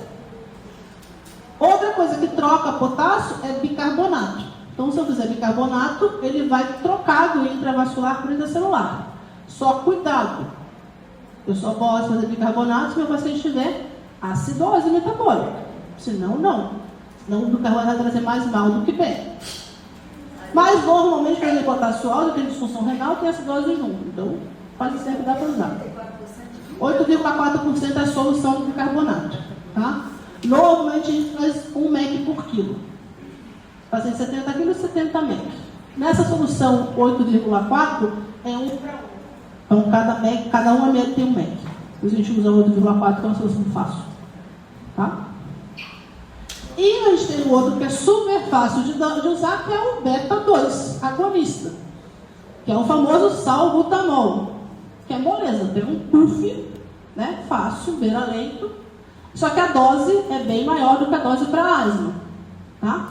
Então, se para asma você faz 4, você vai fazer 8, você dobra, faz o dobro, tá? Ah, mas ela tá em cardia, não é tanto não, fica tranquilo. Puff, inalatório. Ah, o paciente não consegue puxar, usa o negocinho adaptador, para fazer em criança. Então, esses 3 são medidas rápidas de curto tempo. São transitórias. Beleza? Posso repetir. Ah, eu estou num lugar que eu não tenho como dialisar e o paciente transferir. Eu vou repetindo até transferir o paciente. Tá bom? E esse elimina o potássio. Tem 3 jeitos de eu mandar potássio embora. Pelo xixi, pelo cocô e pelo sangue. Xixi, diurético, furosemida. Lembra o furosemida que valia potássio? Vocês não dão cloreto de potássio para a vozinha que está furosemida? Não é? No posto? Dá um xarope de potássio para ela? Então, furosemida. Tá? Normalmente a gente faz de 2 a 4 ampolas endovenoso. A ampola tem 20 miligramas. Tá? Pelo cocô, a gente tem resina de troca. Então a gente tem uma medicação que puxa o potássio para o intestino. Tá? Então, você faz ou oral ou via retal. Faz clister com a resina. Chama Sorcal. É polietileno, blá blá blá, gigantesco. Tá? É uma resina de troca. Ela vai puxar para dentro do intestino o potássio. E aí você vai eliminar as fezes. É fácil de fazer? Não. É um negócio horrível. É um pozinho de muito. É horrível. Faz um brocotomo assim, é horrível de tomar. Então, normalmente a gente faz uma sonda ou um clister. Tá? Lembra que o paciente tem que ter um mínimo de estabilidade para poder fazer um clister de Sorcal, né? Se ele é instável, não dá para eu meter um clister nele. Né? Pensa se ele for parar, imagina porque animar o paciente com clister, não dá muito certo. Fazer exercício. Quando já com alteração, normalmente a gente no monitor contínuo, tá? E a melhor de todas, mais efetivas, diálise, né? Você vai filtrar o sangue e tirar o potássio. Beleza? Tranquilos? Então, o mais importante, além de eu saber, é também identificar o eletro como o meu potássio sobe. Tá? Aqui é só o fluxo gama. Então, vocês estão atendendo um senhor de 63 anos, renal crônico, em hemodiálise, né? Uma fraqueza muscular progressiva, uma sensação de palpitação desde de manhã. Ele faltou 2 sessões de diálise, porque o filho dele estava sem carro, estava aí, estava bem. Não tem dor torácica, não tem dispneia. Está consciente orientado, discretamente dispneico, 13/8 de PA, 88 de frequência, 20 de respiratória, a febril saturando 96 em ar. Está com esses exames.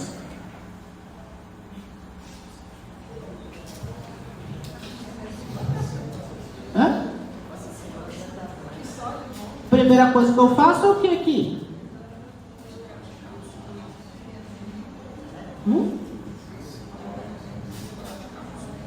Antes do glutamato. Eletro.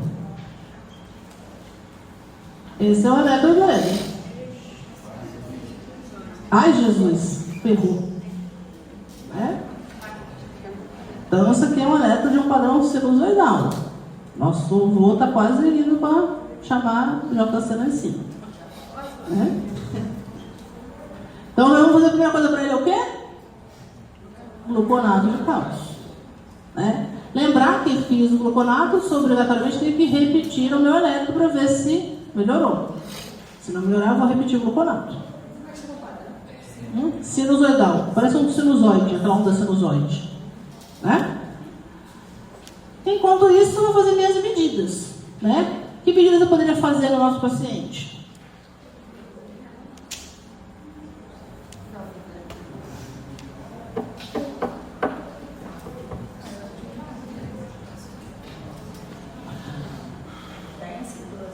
vou precisar dialisar ele, porque faltou, né, 3 dias de diálise, já está com tudo lá nas alturas, né? Mas até a logística de eu conseguir dialisar ele, eu não posso deixar que ele potássio com esse potássio no excelente, posso? Então eu vou fazer medidas transitórias. Quem eu vou fazer de transitório? Posso fazer os 3, né? Posso fazer insulina, posso fazer BIC, porque está com acidose, e posso fazer salbutamol, tá? Pode fazer os 3. Tá com sinusoidal, bebê, tem quase tudo, chuta o balde. Pode fazer os 3, gente, não marca não. Salbutamol troca, o H+, eles trocam. O mecanismo do salbutamol, da ação dele, ele troca o potássio. Tanto que até asmático que se usa muito salbutamol pode fazer hipopotassemia. Tá? Agora, adianta eu fazer diurético aqui? Não, ele é dialítico, ele urina. Não urina. Então não adianta fazer diurético, adianta? Não. Vou fazer sorcal? Não, ele está com sinusoidal, grande risco de parar. Imagina tomando um glicério, vai coisar demais, voar cocô para do teu lado? Não é? Então aqui a gente vai fazer as temporárias, o gluconato e chamar a diálise. Beleza? Entenderam? Vai. E aí mesmo assim, Tem que dialisar. Esse aqui não tem jeito, tem que dialisar. Faltam 3 diálises, né? Não vai ter jeito. Potássio só vai se baixar rapidinho. Tem que dialisar. Né? Quando a gente pensa ao contrário, né, potássio baixo é abaixo de 3,5. Né? Potássio baixo é mais tranquilo, né? Não. É uma das causas reversíveis de barata, tanto potássio alto quanto potássio baixo. Né? Então, potássio abaixo de 3, eu já tenho sinal muscular grave, né? E alteração de eletro. Né? Vou ter muita fraqueza muscular, vou ter a perda dos reflexos, muita cãibra, né? Posso ter ígio paralítico, poliúria e rabdomiólise por lesão muscular, né? E aí a paralisia vai progredindo até a paralisia de diafragma e insuficiência respiratória e óbito. Então, potássio baixo mata. Tá? E lembrar, muito importante, é que o potássio tem um amiguinho dele, best friend dele, que é o magnésio. Então, muitas vezes quando eu tenho um potássio que não sobe, eu tenho que olhar para o meu magnésio, porque às vezes se eu não acertar meu magnésio, meu potássio não normaliza. Porque eles são da gangue e eles andam juntos. Então, muitas vezes quando você tem uma hipopotassemia refratária, olha para o magnésio, que deve estar ruim. Eles são best friend e eles andam juntos. Eles têm uma gangue e eles são os 2 melhores amigos da gangue. E como é que eu vejo a alteração eletrocardiográfica da hipopotassemia? Né? O potássio, ele atua um pouquinho diferente, quando é para baixo do que para alto. Né? Então, o que ele faz inicialmente? Inicialmente, ele é o contrário do alto que apicula, ele achata a onda T. Tá? Então, ele começa achatando a onda T. Né? E aí, ele vai fazer o quê? Ele vai alargar o intervalo QT. Na hora que ele alarga o intervalo QT, ele forma essa onda que é um Uzinho, tá vendo? Que é a famosa onda U. Que ela dá um falso QT longo, tá vendo? Que a ondinha U forma aqui. Tudo que alarga QT, risco de arritmia ventricular, de QRS alargado. Se eu abrir o QT, eu abro o QRS. Né? A principal delas, a famosa torsade points. Ué? Torsades. Torsade points. Hã? Abaixo de 2,5. Tá? Então, vou achatar a T, vou alargar o QT, formar a onda U, e aí evoluir com a arritmia ventricular, porque tem o QRS alargado, o padrão deles é a arritmia ventricular polimórfica, a mais clássica, torsades.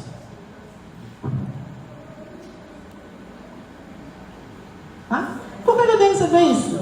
Porque se meu paciente já está com alteração de eletro, eu preciso fazer a reposição rápida antes de ele entrar em torsades. Né? Lembra que torsades é uma arritmia maligna com alto risco de evolução ruim e parada. Né? Por isso, hoje em dia, ele é considerado um ritmo de instável, com alto risco de parada e morte.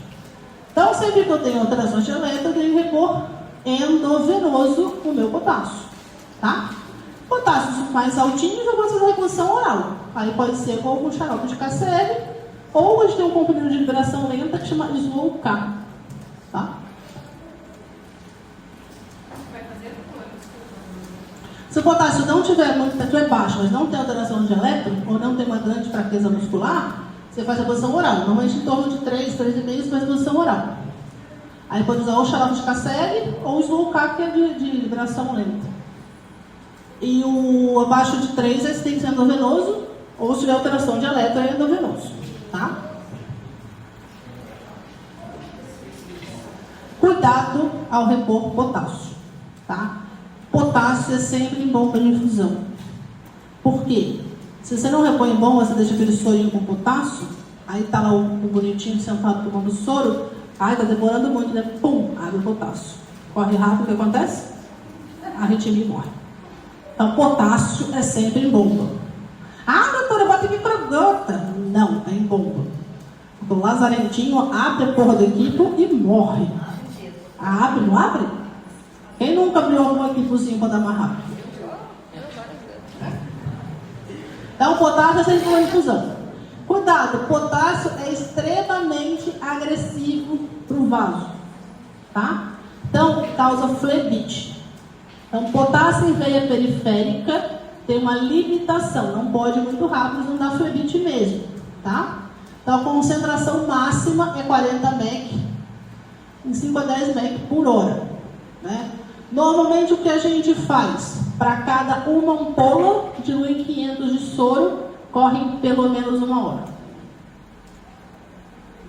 Beleza?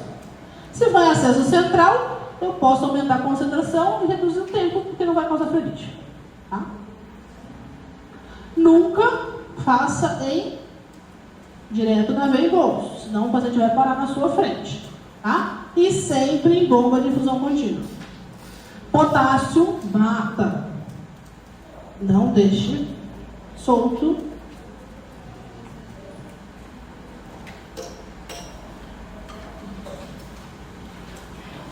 Uma moça jovem, 45 anos, um brotinho, procurou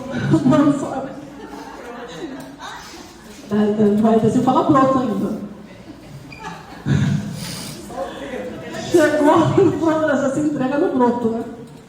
Chegou no pronto-socorro com fraqueza muscular progressiva, com 2 dias que começou. Ele está com cãibra, palpitação. Semana passada ela teve uma diarreia aquosa intensa, 5 a 6 episódios por dia, depois ela fez uma viagem. Além disso, ela usa hidrocloro para tratamento de pressão alta. Não teve febre e vômito, nem usou laxante. Está com 10% de PA, 118 de frequência, 18 de respiratória, afebril, sador 97, com uma força muscular grau 3 nos membros inferiores, com reflexos diminuídos. Né? E com esses exames, um potássio de 2,3. E aí? Eletro. O que temos desse eletro?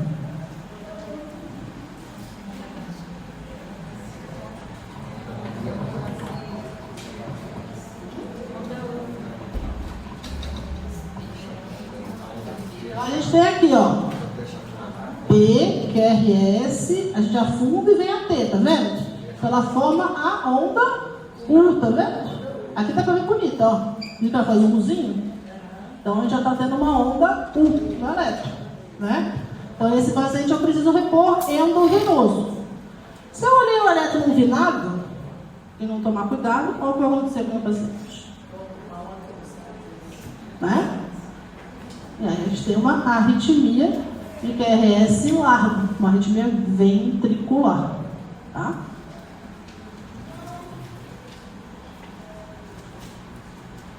Aqui só comparando os dois. Vocês ficarem felizes. Respirem. Vocês dão conta de continuar?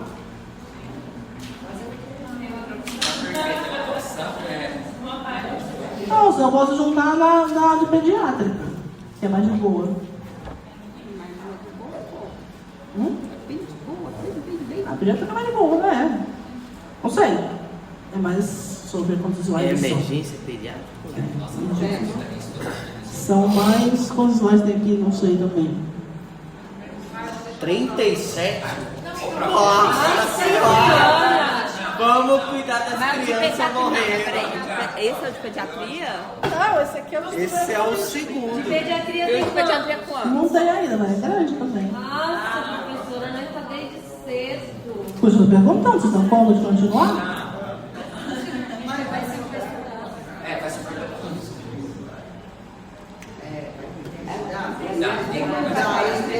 Vai ser na de reduz pediátrica e faz ali. O que vocês querem? Vocês decidam, por mim. A de emergência pediátrica normalmente é mais tranquila? A emergência pediátrica é o protocolo de massagem da pediatria. E as principais emergências pediátricas, que é engasgo, asma, sepsis pediátrica. Vamos fazer não. Então joga pro próximo.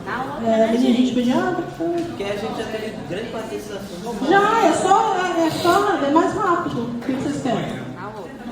Hã? Qual é mais fácil? Ó, quem quer fazer aula na próxima, levanta a mão. Na próxima, levanta a mão. Sim. A gente faz na próxima. Então a semana que vem é simulação, hein, gente? Então nós vamos fazer simulação de paciente com disfunção renal e distúrbio eletrolítico. Tá? Isso. Mas só de potássio. Já tá bom demais. Bora! Eu tenho que estudar. Estuda. Não, aqui tem que. Caiu aí. Coloquei 2 em plano.